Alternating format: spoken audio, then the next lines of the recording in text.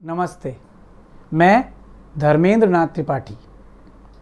भाद्रपद मास के शुक्ल पक्ष की चतुर्थी के दिन यह जरूर जानना चाहिए कि सनातन धर्म में गणपति की इतनी महिमा क्यों है और वह कब से है। श्री गणपति वैदिक काल के वेदों और पुराणों में गणपति की महिमा के कई पहलू और कई श्लोक हैं। ऋग्वेद के दूसरे मंडल के 23वें सूत्र के पहले मंत्र व तैत्तिरीय संहिता में अंकित यह मंत्र है। सुनिए। गणानान्त्वा गणपतिग्वं हवामहे तिभि सीद साधनम।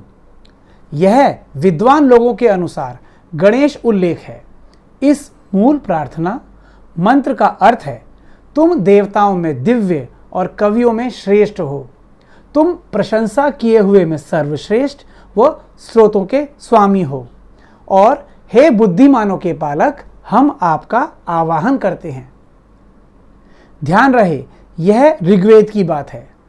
शिव पुराण के अनुसार भाद्रपद मास के शुक्ल पक्ष की चतुर्थी तिथि को श्री गणेश का जन्म हुआ।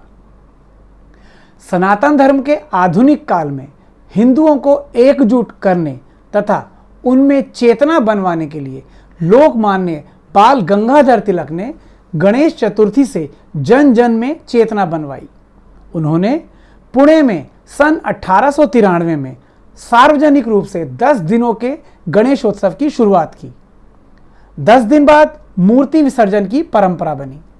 अब महाराष्ट्र में कोई 50,000 से ज़्यादा सार्वजनिक गणेशोत्सव मंडल हैं। इसके अलावा आंध्र प्रदेश, कर्नाटक, मध्य प्रदेश, उत्तर प्रदेश और गुजरात में भी काफ़ी संख्या में गणेशोत्सव मंडल हैं।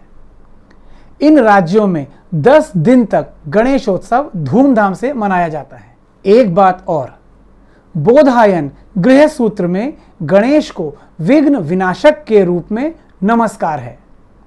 इस मंत्र में विनायक उत्तरकालीन गणेश का आदि रूप है। उत्तर वैदिक कालीन साहित्य में विनायक का इस प्रकार उल्लेख और भगवान शिव के साथ उनका उल्लेखन धार्मिक इतिहास में एक आश्चर्यजनक घटना है। पद्म पुराण, लिंग पुराण, ब्रह्म वैवर्त पुराण, स्कंद पुराण, शिव पुराण, वराह पुराण किताबों में भी भगवान गणेश के स्वरूप, जन्म, गणेश तत्व, इसकी महिमा का ब्यौरा है। इनमें उनके अवतार व उनकी माधुरी लीला, व्रत, पूजा, उपासना, आराधना, गणेश मंत्र के महत्व का खुलासा है। तैत्तिरीय आरण्यक में किसी देवता का वक्रतुंड और दंती कहते हुए वर्णन आया है। यह मंत्र गायत्री मंत्र के तर्ज पर बना है।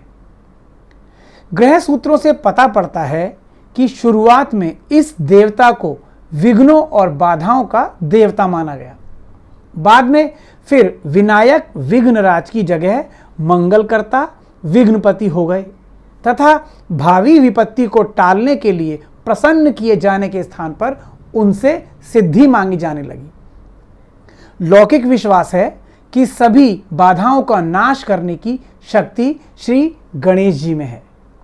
पुराणों में शिव पार्वती के पुत्र भगवान श्री गणेश को सर्वात्मा, अनादि, अनंत, अखंड, ज्ञानवान, पूर्णतम परमात्मा और उनके पंच देवात्मक स्वरूप का विस्तार से ब्यौरा है। उन्हें परब्रह्म, परमेश्वर, भगवान कहा गया है। तैत्तिरीय आरण्यक में यह एक मंत्र है, तत्पुरुषाय विद्महे वक्रतुंडाय धीमहि तन्नो दंती प्रचोदयात्। इस मंत्र का पाठ करने से क्या सधेगा, इस बारे में बताते हुए कहा गया है कि इसका पाठ करने वाला व्यक्ति ब्रह्मत्व पाने का हकदार होता है। उसके लिए किसी प्रकार का कोई विघ्न व बाधा पैदा नहीं होती। वह सभी जगह सुखी होता है। वह 5 प्रकार के पापों से मुक्त होता है। सुबह जो पाठ करता है उसके रात्रि में किए हुए पाप कट जाते हैं। सुबह और शाम दोनों वक्त इस मंत्र के पाठ से व्यक्ति पाप रहित ही नहीं बल्कि वह धर्म, अर्थ, काम और मोक्ष भी पाता है। इस मंत्र में यह प्रार्थना की गई है कि दंती हमको प्रेरित करें। दंती का यहाँ अर्थ हुआ दांत वाला। इस ब्यौरे से गणेश जी के एक दंश, एक रदन जैसे नामों की ओर ध्यान जाता है। इस मंत्र में वक्रतुंड इसी ओर संकेत करता है। बस अब इतना ही। उम्मीद है आपको एपिसोड अच्छा लगा होगा। यदि प्रोग्राम पसंद आया हो तो आप चैनल के सब्सक्राइबर ज़रूर बनें। धन्यवाद।